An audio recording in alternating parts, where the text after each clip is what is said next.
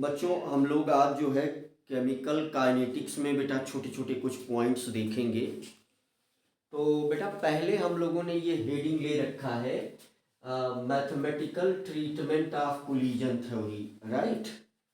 तो हम लोग बेटा इसके रिस्पेक्ट में आज डिस्कस करेंगे mathematical treatment of collision theory. तो जो रेट ऑफ रिएक्शन है बेटा वो यहीं से हमें मिलता है ना। तो मान लीजिए कि कोई हमारे पास रिएक्शन है, कोई एक जनरल रिएक्शन है, जैसे ए प्लस बी गिव्स प्रोडक्ट, है ना। हमारे पास कोई ये एक जनरल रिएक्शन है। तो बेटा इसके लिए जो हम लोगों ने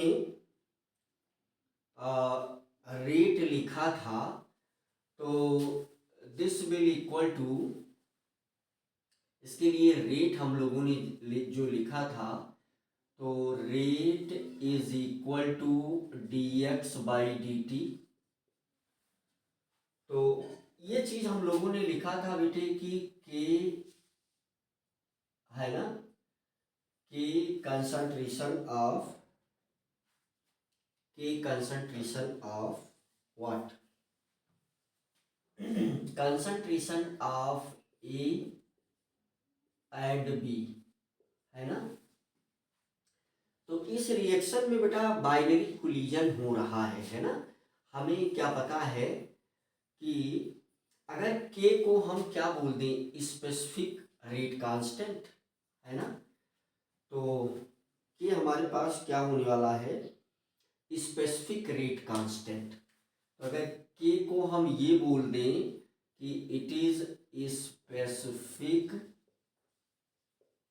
रेट कांस्टेंट, है ना, रेट कांस्टेंट, तो बेटा हमें क्या मिल जाएगा, हमें ये मिल जाएगा कि concentration of A into concentration of B, this will equal to 1। तो यहां से हमें क्या मिल जाएगा कि d x by d t is equal to k. और हमने ये ऑलरेडी लिखा है कि this will equal to A e to the power minus A upon R T, है ना। ये चीज हम लोगों ने लिखा है। तो यहां पर जो ये रिएक्शन है बेटा, बी कैन से कि यहां पर ए की जगह पर हम जेड ए बी, अगर A is equal to Z A B, A क्या होता था हमारे पास, आर्हीनियस कांस्टेंट, ये हमारे पास होता था आर्हीनियस कांस्टेंट होता था। और अब हम इसकी जगह पर एक कोलिजन फ्रीक्वेंसी भी या फ्रीक्वेंसी फैक्टर भी, दूसरा नाम, इसके कई नाम है ना, इसका एक नाम था O R R, frequency factor, है ना, फ्रीक्वेंसी फैक्टर। तो ये बेटा जो हम लोग मैथमेटिकल ट्रीटमेंट देख रहे हैं, तो ये दो ही रिएक्टेंट मॉलिक्यूल है और बाइनरी कोलिजन है ना। तो इसका दूसरा नाम ये भी था कोलिजन पर सीसी पर सेकेंड, है ना। तो ये क्या था, कोलिजन पर सीसी पर सेकेंड, ये भी हम लोग लिखते थे। तो अगर हम यहाँ पर, है ना, कोलिजन पर सीसी पर सेकेंड, यहाँ जो चीज हम कंसीडर करके चल रहे हैं, तो बाइनरी कोलिजन को कंसीडर कर रहे हैं, है ना। बाइनरी कोलिजन को हम लोग कंसीडर कर रहे हैं, है ना। तो अगर हम ये एज्यूम कर लें कि ये a इज इक्वल टू, ए की जगह पर हम क्या लिखने वाले हैं, जेड ए बी, है ना।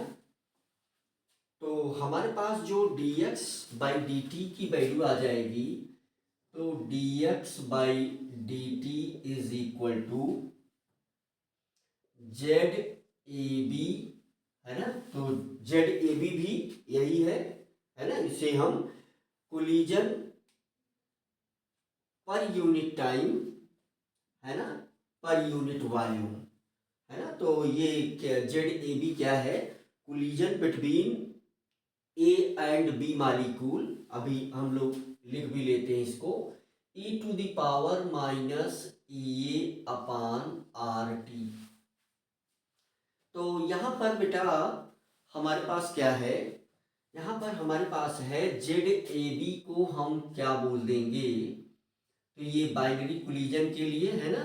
तो ये यहाँ पर कोलिजन हो रहा है ए और बी मारे, कोलिजन बिटवीन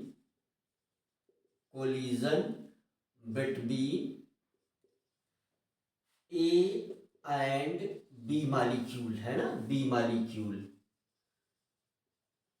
तो इसी वजह से ये जेड ए बी करके लिखा जा रहा है ना। तो जैसे हमारे पास ऑलरेडी हमें ये ऑलरेडी पता है कि दिस विल इक्वल टू के, है ना। तो यहाँ से हमें क्या मिलेगा कि जेड ए बी, इसकी जगह पर हम क्या लिख सकते हैं, सपोज करिए कि ये दो ही है, ए मालिक्यूल है बी मालिक्यूल है। अगर हमने इसकी जगह पर लिखा कि dx by d t is equal to k n square, है ना। तो के एन स्क्वायर मैं क्यों लिख रहा हूं, मान लेते हैं कि ये हमारे पास है इक्वेशन नंबर 1, ये इक्वेशन नंबर 2 है ना। आप देख लें आराम से। तो यन जो है वो कंसंट्रेशन ऑफ रिएक्टेंट है। यन क्या है, यन हमारे पास क्या है, कंसंट्रेशन ऑफ रिएक्टेंट है, कंसंट्रेशन ऑफ रिएक्टेंट है। तो एक और दो, from equation 1 and 2, from equation 1 and 2 comma we get, हमें क्या मिलेगा इससे, मीन्स अगर हम यहां से एक और दो से हमें क्या मिल जाएगा, आप देख लें, k is equal to Z A B upon n square e to the power minus A upon R T, है ना। कुछ इस प्रकार से हमारे पास मिल जाएगा। और अगर यूनिट वॉल्यूम के लिए कंसंट्रेशन, अगर इसकी वैल्यू को अगर हम 1 के इक्वल एज्यूम करें, तो यहाँ से के की वैल्यू क्या मिल जाएगी, वही फिर से Z A B into e to the power minus A upon R T, है ना। तो ये चीज हमारे पास आ जाएगा। तो बेटे यहाँ से जेड ए बी तो हम लोगों ने पहले से ही एक्सप्लेन कर लिया कि ए की जगह पर जेड ए बी यूज हुआ है। और ए बी जो है, जैसा जेड में यहाँ पर हमने लिखा है साफ साफ कि बेटे जो जेड ए बी है, मीन्स ए और बी के बीच में नंबर ऑफ कोलिजन है ये, है ना। तो जेड ए बी की जो वैल्यू है वो काफ़ी हाई ऑर्डर की है। तो जेड ए बी की जो वैल्यू आती है, तो this will equal to near about equal to, this will near about equal to 10 to the power 25 to 10 to the power 28 के आसपास हाइयर ऑर्डर वैल्यू है इसकी, है ना। आप ध्यान से देख लें हर स्टेप को। तो यहां से जेड ए बी को भी हम कैलकुलेट कर सकते हैं,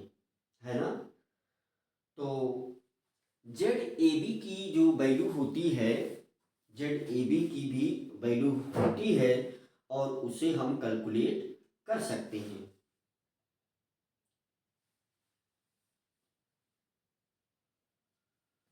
तो जेड ए बी की जो वैल्यू है बेटा, जेड ए बी की वैल्यू है d square within bracket 8 pi R T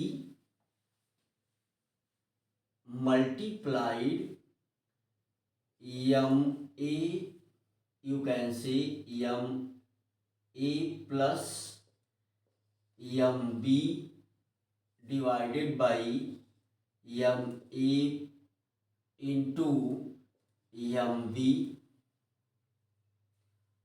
whole power 1/2। ये देख लें आप, जेड की ये जेड ए बी की ये वैल्यू है। तो यम1 और यम2 क्या है, ए और बी का मोलर मास है। तो यम ए यहां पर क्या है, मोलर मास ऑफ ए, यम बी क्या है, मोलर मास ऑफ बी, और डी, डी हमारे पास है कोलिजन डायामीटर, है ना। तो डी जो है हमारे पास क्या है, कोलिजन डायामीटर, कोलिजन डायामीटर है डी हमारे पास, है ना। जो डी की वैल्यू होती है वो होती है R A plus R B. R A और आर बी क्या है, रेडियाई ऑफ मॉलिक्यूल ए। यहां से हम यहां पर अगर इसे एक, ये अगर एटम हम कंसीडर करें, मॉलिक्यूल ना कंसीडर करके अगर हम इसको एटम कंसीडर करें, तो ये हमारे पास है रेडियाई ऑफ एटम ए, और आर बी क्या है, ये है हमारे पास रेडियाई ऑफ एटम बी, है ना।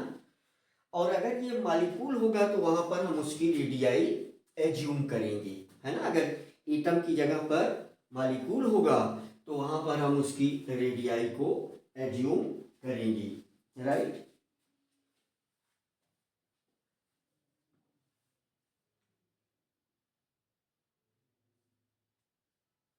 ये चीज आप देख लें।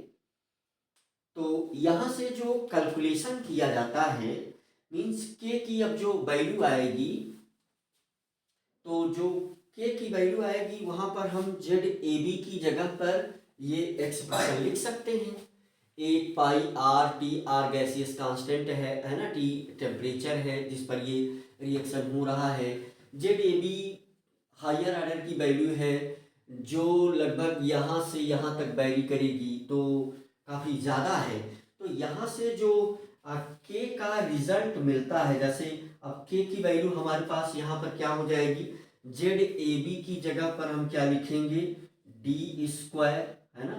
जेड ए बी की जगह पर हम क्या लिखेंगे, देख लें आप। तो यहाँ से हम हमारे पास के की जो वैल्यू आएगी, तो this will equal to D square in bracket 8 pi R T. अब ये साइंटिस्ट के द्वारा कैलकुलेटेड वैल्यूज हैं, इनका डेरिवेशन बेटा काफ़ी बड़ा होता है, तो इस प्रकार से उसे नहीं दिया जाता और हम इसे यूज कर सकते हैं, है ना। तो 8 pi R T multiplied by M A plus M B upon M A multiplied M B power 1/2 into e to the power minus E A upon R T, है ना।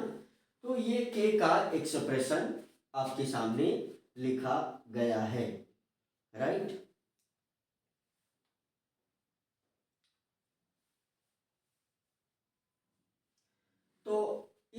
इक्वेशन से जब हम के डिफरेंट रिएक्शन के लिए बहुत सारे रिएक्शंस के लिए, है ना, डिफरेंट रिएक्शंस के लिए अगर हम यहाँ से इस एक्सप्रेशन से के की वैल्यू को हम कैलकुलेट करें तो वो वैल्यू बेटा डिफर करती है जो रियल वैल्यू है। तो यहाँ से एक स्टीयरिक फैक्टर और जोड़ दिया जाता है, तो जो के की वैल्यू यानी डिफरेंट रिएक्शन के लिए जो इस के की वैल्यू जो यहाँ से कैलकुलेट की जाएगी, जो भी वैल्यूज अलग अलग रिएक्शन के लिए अलग अलग ये वैल्यूज आएंगी, है ना, तो ये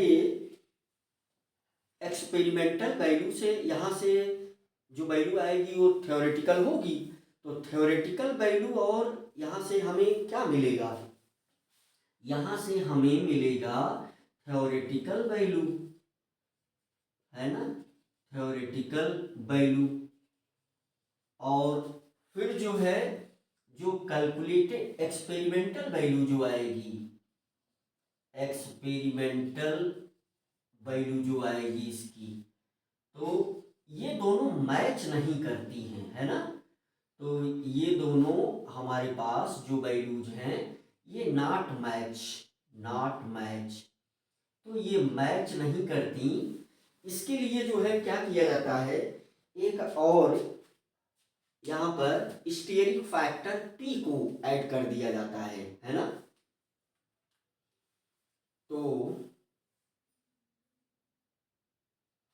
यहाँ पर K इज इक्वल टू, अब जो नई वैल्यू आएगी, अब K ही देखिए क्या है, यहाँ पर रेट है ना।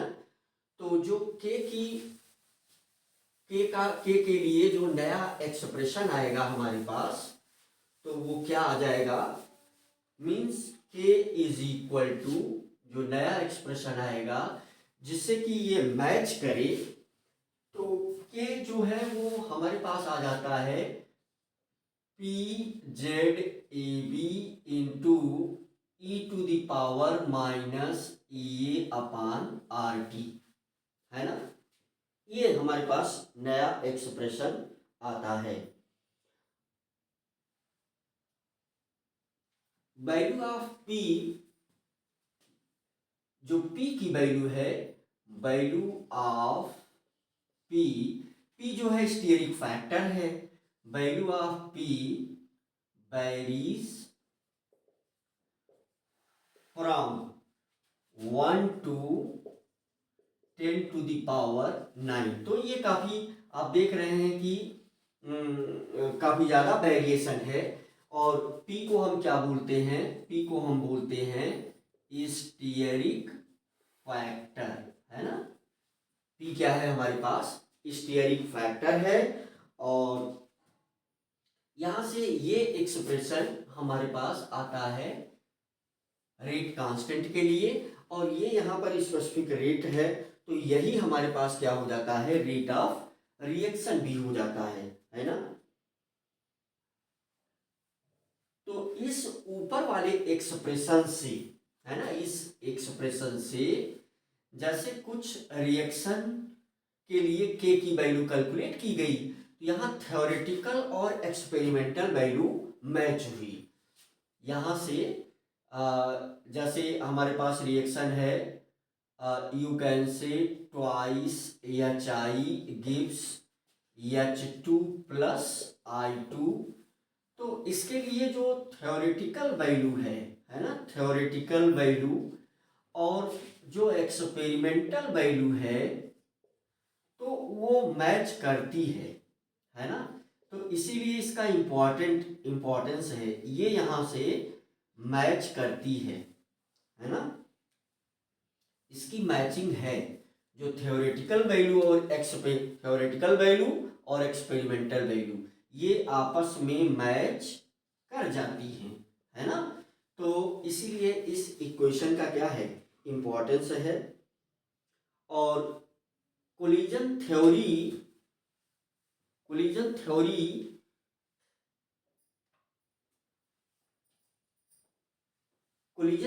का ड्रॉबैक भी है बेटा। तो कोलिजन थ्योरी का ड्रॉबैक ये है कि ये कोलिजन थ्योरी जो चेन रिएक्शन है वो बहुत फास्ट होता है, तो उसको ये कोलिजन थ्योरी के द्वारा एक्सप्लेन नहीं किया जा सकता। और दूसरा इसका जो ड्रॉबैक है तो वो ये है कि पॉलीथीन के फॉर्मेशन में जो रिएक्शन का रेट है वो रिएक्शन का रेट इससे जो कैलकुलेट होता है उससे स्लो होता है ना। और ये रिवर्सिबल रिएक्शन के विषय में कोई बातचीत ये थ्योरी नहीं करती। तो ये सब पॉइंट इसके कुछ ड्रॉबैक्स हैं। तो चलिए हम लोग इसका ड्रॉबैक्स लिख लेते हैं, है ना। तो ये आपके 12th स्टैंडर्ड पर ये कोलिजन थ्योरी का मैथमेटिकल ट्रीटमेंट था, ठीक बेटा। तो इसका हम लोग क्या देख लेते हैं, कुछ ड्रॉबैक्स देख लेते हैं, है ना, कि ड्रॉबैक्स ऑफ कोलिजन थ्योरी। तो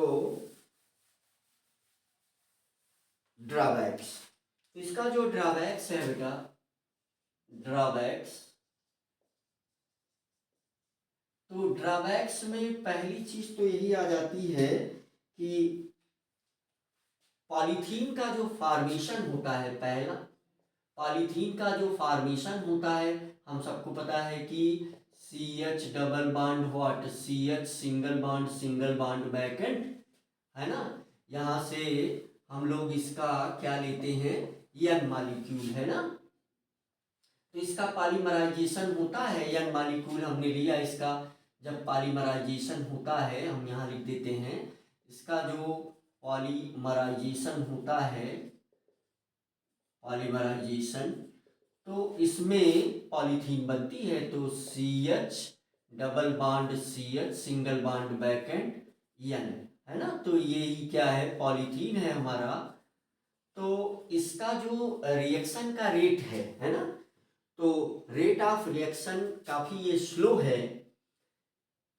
ये एक रिएक्शन हो रही है, तो इस रिएक्शन का जो रेट है, रेट ये रियल में एक्सपेरिमेंटल रेट, इसका एक्सपेरिमेंटल रेट ये स्लो है। और जो यहां से थ्योरेटिकल रेट, यहां से जो कैलकुलेटेड रेट मिलेगा, मींस फार्मूले से, है ना, जो एक्सप्रेशन हम लोगों ने लिखा था, तो जो यहां से कैलकुलेटेड रेट मिलेगा वो फास्ट होगा, है ना। तो एक ड्रॉबैक ये है ना, polymerisation of ethene into polythene को ये थ्योरी एक्सप्लेन नहीं कर पा रही है। तो एक बात तो ये है। दूसरी बात ये है कि जो चेन रिएक्शंस होती हैं बहुत फास्ट होती हैं। तो चेन रिएक्शंस ये क्या होती हैं, फास्ट होती हैं। तो इसके विषय में कोलिजन थ्योरी बातचीत नहीं करती, डज नॉट टॉक, है ना, डज नॉट टॉक, है ना। तो ये काफी फास्ट होती है, तो इसके विषय में collision theory does not talk about such types of reactions. तीसरा जो इसका ड्रॉबैक है कि ये जो है मॉलिक्यूल्स को हार्ड स्फेरिकल रिजिड बॉडी जैसा ट्रीटमेंट देती है, जबकि complex molecule hard spherical rigid body के जैसा बिहेव नहीं करते हैं। इसका ये ड्रॉबैक ही है ना। और रिवर्सिबल रिएक्शन के विषय में this theory does not talk about, this theory does not talk about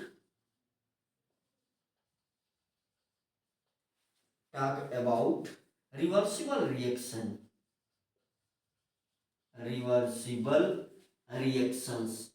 तो इसके विषय में बात नहीं करती।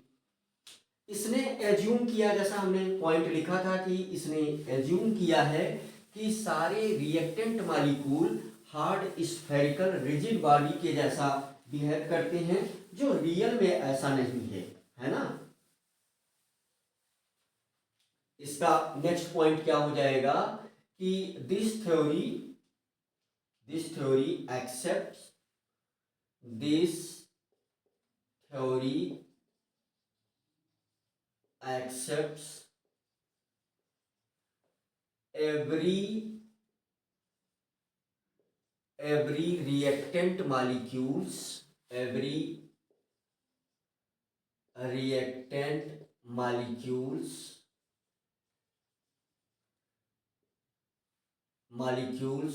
behave like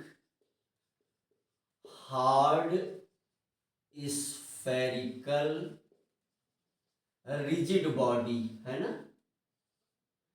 hard spherical rigid body.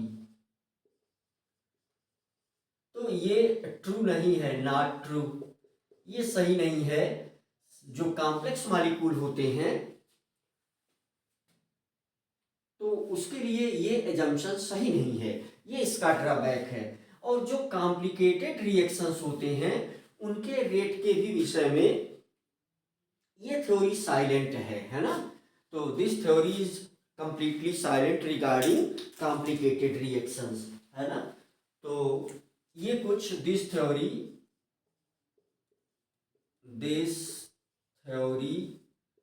Is silent regarding complicated reactions,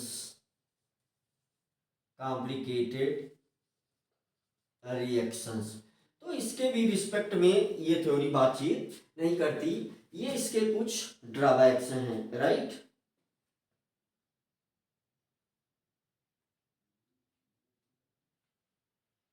तो बेटा हम लोगों ने बातचीत कर लिया मैथमेटिकल ट्रीटमेंट के रिस्पेक्ट में, और अब जो हम अगली बात करेंगे तो छोटे से एक पॉइंट की और हम बात करेंगे, इसमें छोटे छोटे 2 पॉइंट की, तो वो चीजें आप देखें। अब ये स्टेटमेंट के रूप में कभी क्वेश्चन पूछा जा सकता है आपसे, है ना। तो ड्रॉबैक्स अगर आपको कुछ आइडिया है तो आप जो है क्वेश्चन को कर सकते हैं, है ना। तो यहाँ से 2 और छोटी छोटी बात हम करेंगे, तो आइए हम उससे भी डिस्कस कर लेते हैं। मिटा दिया जाए तो देखें आप, यहाँ से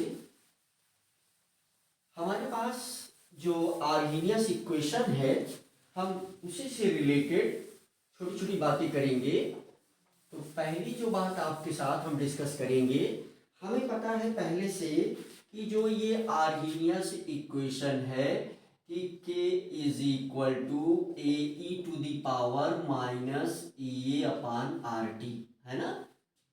तो यहां से इसको हम क्या लिख सकते हैं कि k upon A is equal to e to the power minus A upon R T, है ना। इसका हमें ln लेना पड़ेगा, तो हम क्या लिख सकते हैं यहां से ln k upon A is equal to, यहां से हम लिख सकते हैं ln, हमेशा ln का बेस तो e ही होता है, तो e to the power minus A upon R T, है ना। और यहां से देखिए आप, हम क्या लिख सकते हैं, हम यहां से लिख सकते हैं, अगर हम इसे you can say simply ln k upon A is equal to, ये चीज बाहर आ जाएगी तो माइनस साइन के साथ ए अपान आर टी, और यहां बचेगा क्या, ln बेस ई, है ना। तो हमें क्या मिल जाएगा, ln k upon A is equal to minus A upon R T, और इसकी वैल्यू 1 हो जाएगी मल्टीप्लाइड बाई 1।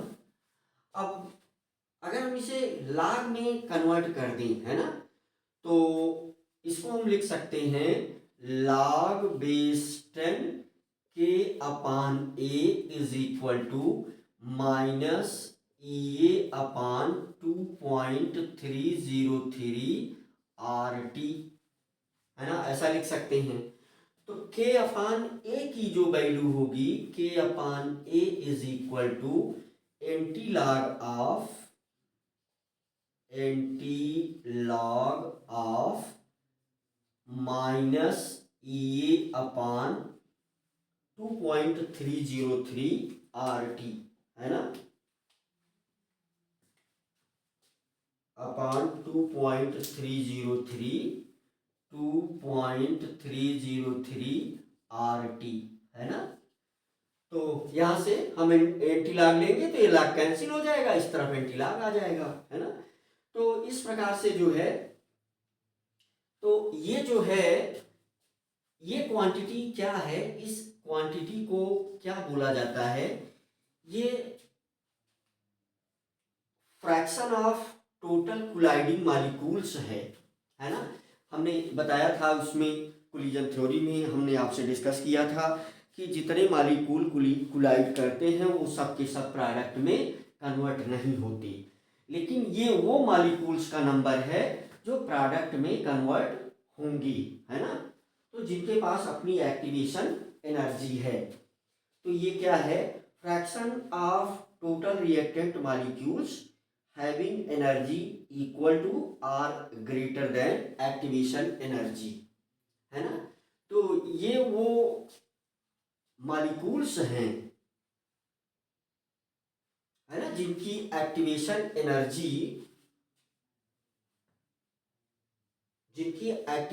एनर्जी उस मॉलिक्यूल्स को प्रोडक्ट में कन्वर्ट करने के लिए आवश्यक है ना। तो ये क्या है, फ्रैक्शन ऑफ रिएक्टेंट मॉलिक्यूल्स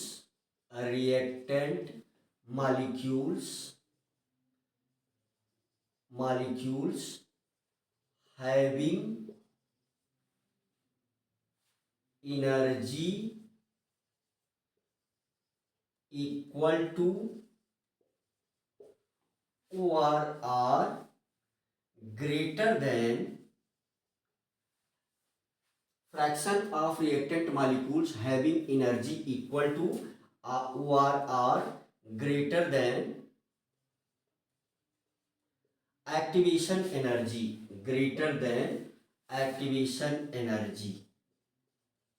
तो ये पॉइंट हमें आपको बताना था, इस पर भी सवाल बहुत अधिक पूछा जाता है ना।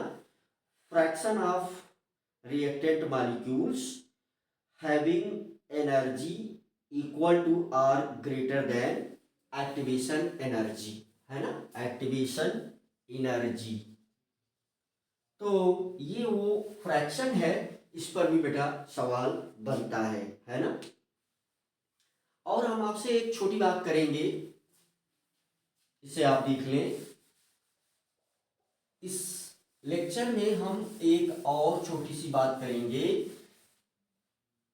प्रेजेंस ऑफ कैटलिस्ट और अब्सेंस ऑफ कैटलिस्ट में एक्टिवेशन एनर्जी के साथ के की वैल्यू कैसे उस पर डिपेंड कर रही है, इसकी भी बात हम यहां इस लेक्चर में आपके साथ डिस्कस करेंगे, राइट।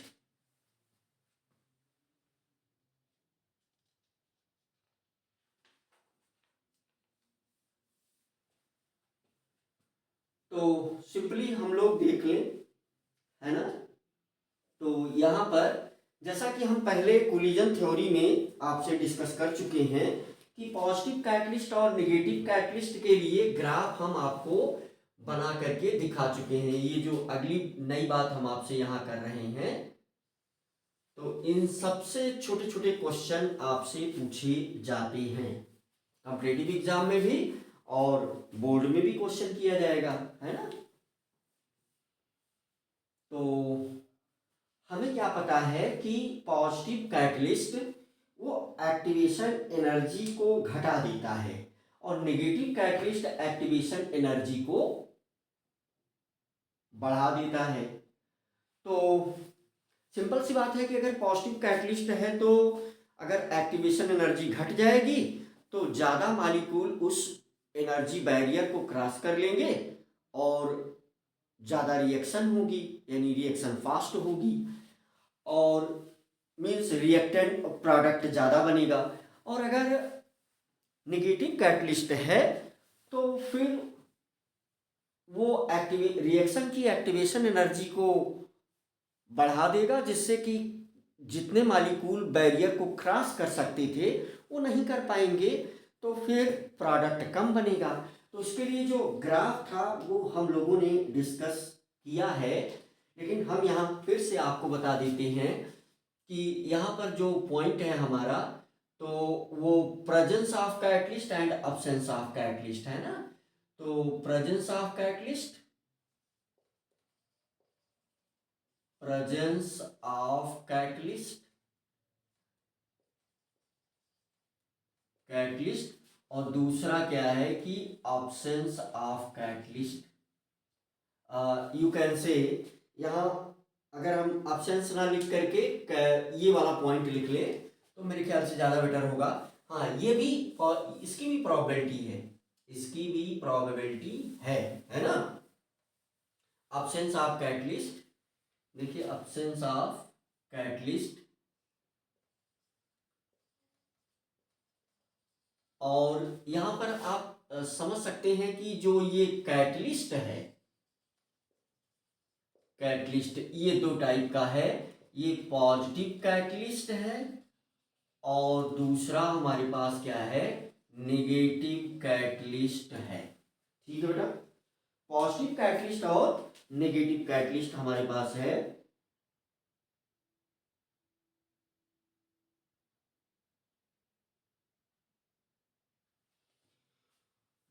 तो पॉजिटिव कैटलिस्ट अगर हम इसकी बात कर लें, पॉजिटिव कैटलिस्ट है ना, तो पॉजिटिव कैटलिस्ट में जो हमारे पास ग्राफ आता है वो कुछ इस प्रकार से होता है ना।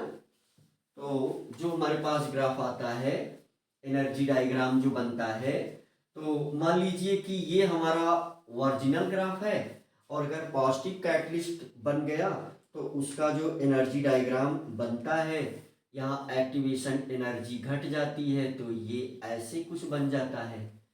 और अगर नेगेटिव कैटलिस्ट है हमारे पास, यहाँ पर अगर हमारे पास क्या है, नेगेटिव कैटलिस्ट है, नेगेटिव कैटलिस्ट है, तो फिर उसका जो ग्राफ आता है वो, अगर हमारे पास ये रियल ग्राफ है तो उसका जो ग्राफ आएगा वो कुछ इस प्रकार से होगा, है ना। तो आपने क्या देखा कि एनर्जी बैरियर जो है ना, तो अगर हम प्रेजेंस ऑफ कैटलिस्ट और एब्सेंस ऑफ कैटलिस्ट के लिए हम इस सब के विषय में डिटेल में कोलिजन थ्योरी में आपसे डिस्कस कर चुके हैं, तो वहां से भी आप इन चीज़ों को कोरिलेट कर सकते हैं। अब हमें जो इसमें बताना है, हम उस पॉइंट पर आना चाहते हैं। तो प्रेजेंस ऑफ कैटलिस्ट और एब्सेंस ऑफ कैटलिस्ट है ना।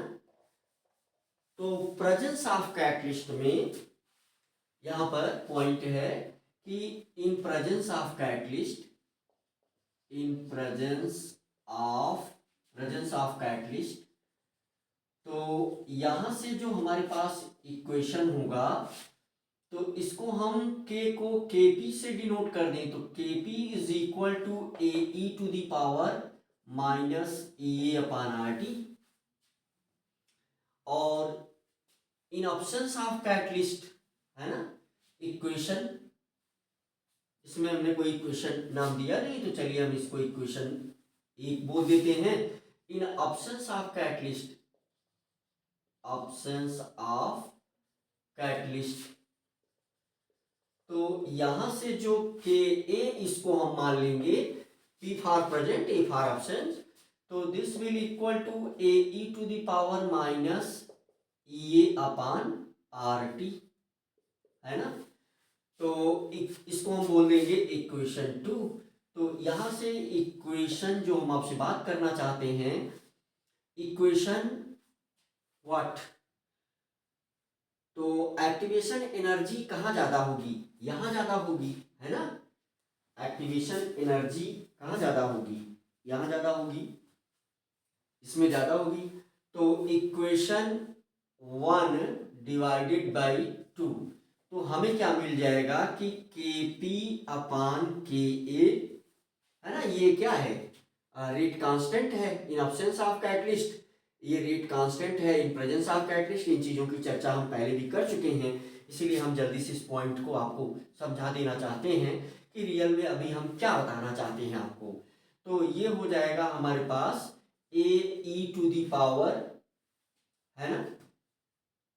तो ए टू दी पावर, अब यहाँ प्रेजेंस और अब्सेंस, है ना, प्रेजेंस और अब्सेंस को भी हम अगर नाम दे दें, मान लीजिए इसको हम 1 से EA1 और EA2, इसको हम इससे अगर डिनोट कर दें, तो यहां से हमारे पास क्या हो जाएगा, EA to the power minus EA2 upon RT, और this upon A to the power minus EA1 upon RT, है ना। E के ए,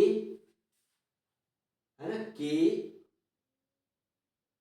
ए, ये है के पी हमने लिखा है, तो यहाँ पर हम सॉरी, यहाँ पर हम 1 कर देंगे, यहाँ 2 कर देंगे, है ना। देखिए के ए में 2 है, यहाँ 2, यहाँ पर 1, है ना। तो यहाँ से हमारे पास क्या मिल जाएगा, ये कैंसिल आउट हो जाएगा। तो इसको हम क्या लिख लेंगे, this will equal to e to the power, है ना, ये चीज ऊपर जाएगी तो पॉजिटिव में हो जाएगी, e to the power minus EA1, है ना, देख लें आप, EA1 अपान RT,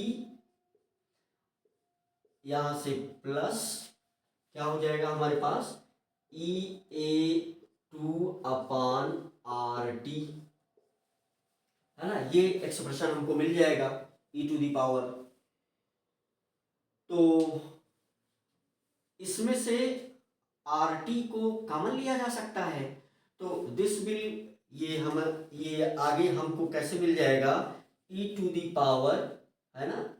तो ये हो जाएगा हमारे पास EA2, है ना, EA2 माइनस EA1 टोटल अपान RT, है ना।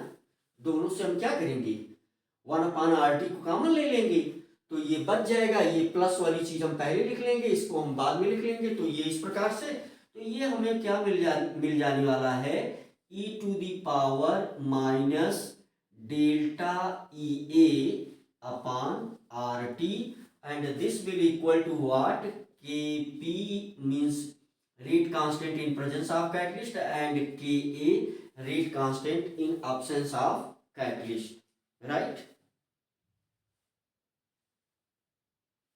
तो यहां से भी हमें क्या मिल जाएगा, तो एक रिलेशन हमें मिल रहा है ना।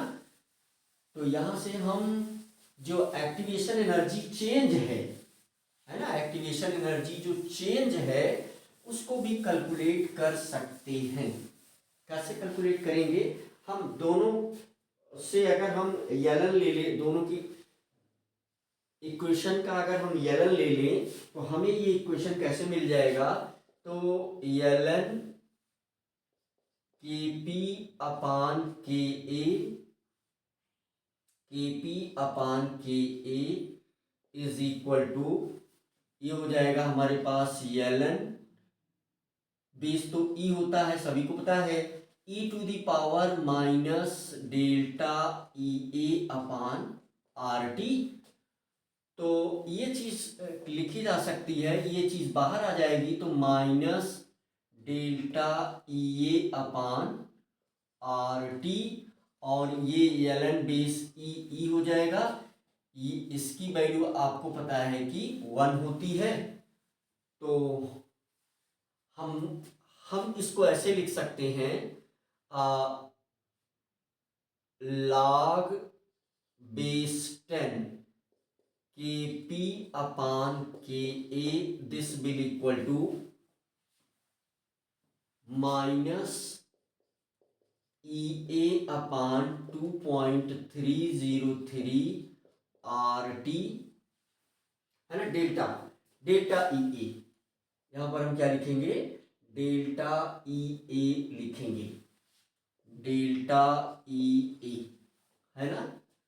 तो फिर यहां से भी हम एंटी लॉग ले लें तो KP upon KA this will equal to anti log with in bracket minus delta EA upon 2.303 RT। तो यहां से हम क्या कैलकुलेट कर सकते हैं, डेल्टा EA को कैलकुलेट कर सकते हैं, है ना।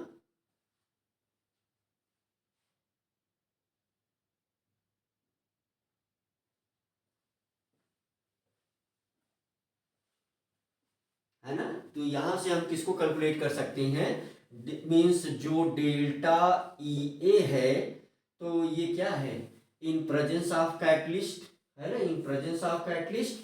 और यहां से आप देख ले EA2 क्या है, अब्सेंस ऑफ कैटलिस्ट, और EA1 in presence of catalyst. दोनों के एक्टिवेशन एनर्जी में डिफरेंस है ना। तो यहां से ये क्या है, EA2 माइनस EA1। तो ये डिफरेंस भी हम यहां से कैलकुलेट कर सकते हैं कि एक्टिवेशन एनर्जी में क्या डिफरेंस आता है, इस चीज को हम कैलकुलेट कर सकते हैं। तो बेटा मैकेनिज्म वाला पार्ट अभी बाकी है, तो उसे हम नेक्स्ट वीडियो में देखेंगे, राइट।